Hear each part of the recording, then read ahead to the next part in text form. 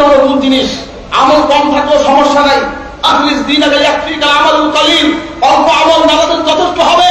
হাজির মনে রাখবেন, আকিদার মধ্যে যদি গলদ হয় সব শেষ হয়ে যাবে।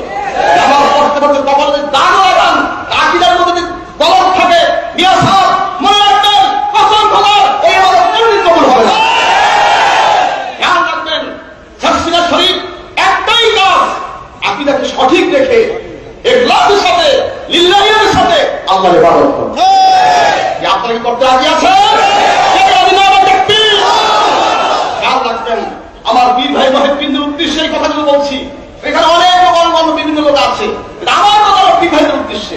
খবরদার, আপনার পীরে মরহুম হযরত ইসহাক রাহমাতুল্লাহ আলাইহি দাদা হুজুরুল্লাহ বাবা হুজুর যেই মাসলাক কোরআন হাদিস অনুযায়ী, কোরআন হাদিস ইজমা কিয়াস অনুযায়ী আহলে সুন্নাত ওয়াল জামাতের মতাদর্শে আমাদেরকে যেই পথ দেখিয়ে দিয়ে গেছেন, এর বাহিরে এক চুলো আমরা লড়বো না। এই শপথ আজকে কি আমরা করতে